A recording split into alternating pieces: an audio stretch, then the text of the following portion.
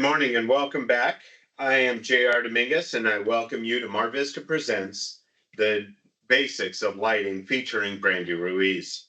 Today we wanted to feature a replay of Brandy Ruiz and the basics of lighting for all of those who missed it. We look forward to hearing from Brandy. Good morning, Brandy, and thank you. Good morning, and thank you to everyone for joining us. I hope you had a great Thanksgiving.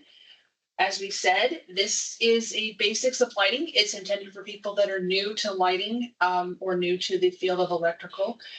But if you are a little more experienced or seasoned, you're definitely welcome to come in and join us for a refresher or to encourage other people to join us.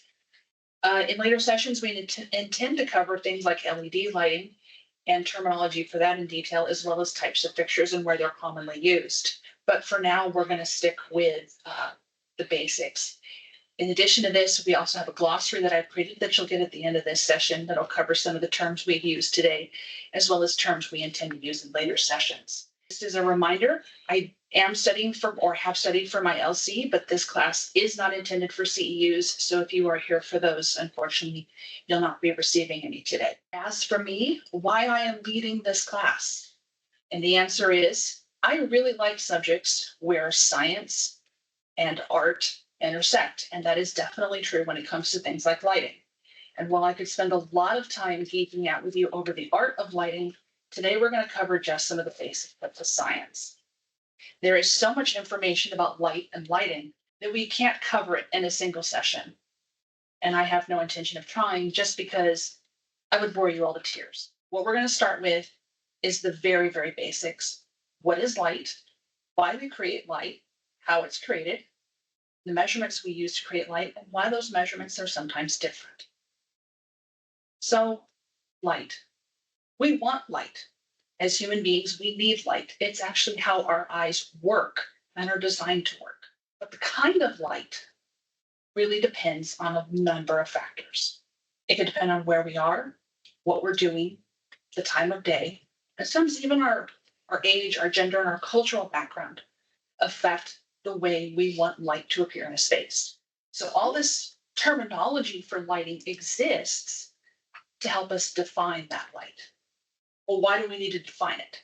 And the answer is, the more clear we are about what we want the light to be and how it looks, the easier it is to keep everyone on the same page about what we're expecting in that space. And by that, I mean you as the distributor, the contractor, the designer, the manufacturer, the end user. When we have it all clearly defined, we all know what we're looking at and expecting. So let's get into that. Some terms in lighting make immediate sense.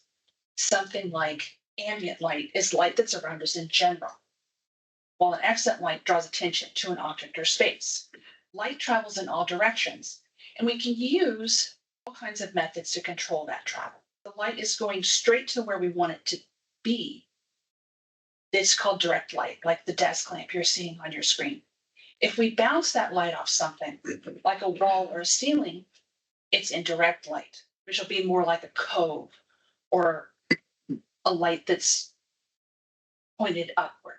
We also talk sometimes about uniformity, or how evenly the light is spread around a space. Uniformity is important, but it also has context that has to be taken into account. If we're working in a factory inspecting parts, for example, we want that light to be very bright and even, or uniform, and with very little flicker, so that we can see the parts as they pass by on a conveyor belt. In a store, we want that light to be a little lower maybe, so people feel relaxed and they look at things longer. We also want them to pay attention to an item that's new or is on sale, so we might add extra light over a display or shining on a mannequin to draw their attention to it. It's still pretty consistent, but it's not as uniform. But in a dining room, for example, like a fine dining restaurant, we want people to be focused on their meal and the people they're enjoying it with, and feel like they have a little more privacy.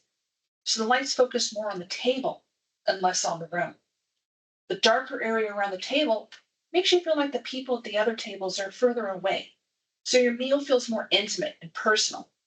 And the light focused on the table makes the silverware sparkle and the food looks more appealing. And on the extreme end, something like a spotlight on a stage or a movie theater projector or even the headlights on our cars. It's going to focus all the light in a very specific way to make us pay attention to where we're shining it. It's not at all uniform, but it's effective. And we create those circumstances in most cases with some form of light fixture. The simple answer is this is the complete unit that creates light when it's connected to a power source. And there are many different types of fixtures, and they all serve different purposes, which we'll cover in more detail in an upcoming session. Hopefully you'll tune in for that because I plan to show you some examples. So now we have this thing, this fixture, right? And we give it an energy source and it makes light. Great. Human beings have been doing that for 65,000 years. The oldest cave paintings in the world are 65,000 years old, and they're so deep in a cave that no natural light gets to them. So we know whoever painted them took a light source down there, probably some form of torch. Trust me, in 65,000 years, the technology has gotten much better than what they had then. So the downside of creating light is that every technology, from the earliest torch to the LEDs you see us use today, is that they create heat as a byproduct. That heat can get out of control and it can be dangerous. Open flames, candles, oil lamps, they all had a fuel source that if they got tipped over or left unattended could create a fire. So when the incandescent light was created, that was a big celebration. It created light, it still created heat, but at least it didn't have an energy source that could start a fire if it got tipped over or broken. From there, we created gas discharge sources like metal halide and sodium vapor, halogen lamps. And in the 1960s, the first visible light LED was created. Of course, it was kind of weak and it was really just used as an indicator signal. LEDs are now pretty much the preferred light source, and they do still create heat. Don't mistake that. But they use they create a lot less heat and they use a lot less energy than the early incandescent sources did. So now we're creating light. We need to measure the amount of light that we're creating. Depending on how and why it's measured, we may use different forms of measurement. They're related, but they're not interchangeable. You may see and hear manufacturers, designers, and agents refer to units like lumens, lux, candela, and foot candles. Most often, you're going to hear the term lumen. Now, lumen is the total light that comes from a source. Doesn't matter what direction that light travels in when we create it, or even if it goes where we need it, just that it exists.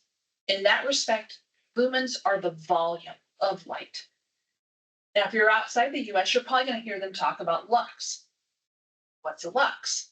A lux is basically just the metric version of a lumen. We're measuring the same thing, but on a different scale. If you get a cut sheet and it says the fixture produces, say, 50,000 lux, you can divide that number by 10 and you'll have a pretty good idea of how many lumens it is. So if I take that volume of light like you're seeing, and I want to measure just the light moving in a particular direction, then we call that measurement a candela. It's the same light from the same source at the same intensity. I'm just clarifying that I only care about how much light is going in that particular direction. This is important because when I want light to be in a certain place, it doesn't matter how much light is going everywhere else. I'm focused on that angle. So now I'm shining that light on a surface, like a desk or a restaurant table or a piece of art on the wall, because that's what I'm looking at or where I'm working. And I want to measure how intense the light is on that surface. If it's too bright or not bright enough, then I can't see where I'm working. And that's when we get into foot candles. Foot candles measure the amount of light on a point on a surface. They're different from lumens, lux, and candela because none of those measurements actually tell me how intense the light will be in my exact situation. Foot candles can vary based on a whole different set of criteria, and that is a separate discussion. To explain how foot candles work, if I take this light that I have in my hand here and I shine it on the wall, you can see that it has an intensity, right? And as I move the light back, it's not as intense. Now, the fixture itself is producing the same amount of lumens, but the foot candles vary based on a set of circumstances. Same lumens, different foot candles. Now, earlier I mentioned that all light creates heat. In most cases, that heat's an unwelcome byproduct. There are certain circumstances where it is a benefit, and we want that heat, like a heat lamp or a lamp in an animal enclosure. In any other circumstance that heat's an unwelcome byproduct, and we look at measuring that because we want to keep it to a minimum. It's in that when it's wasted energy. We measure the ratio of energy to usable light, and it's what we call efficacy.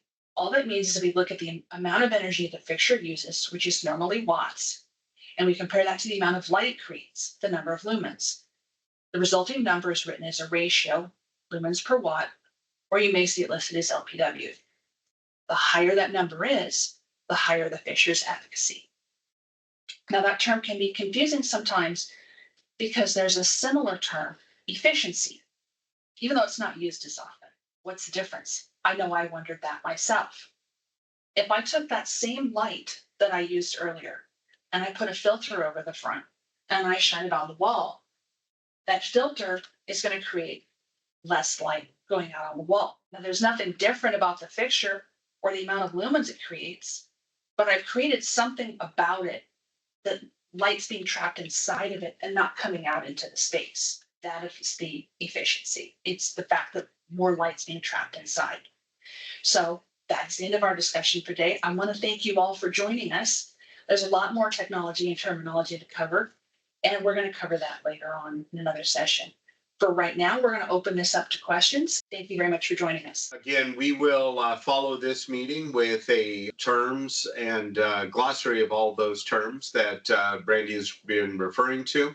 And stay tuned as Brandy will come back again and give us her second part of the presentation. Thank you, everybody, for taking the time this morning. Have a great Monday and a great rest of your week. Thanks all.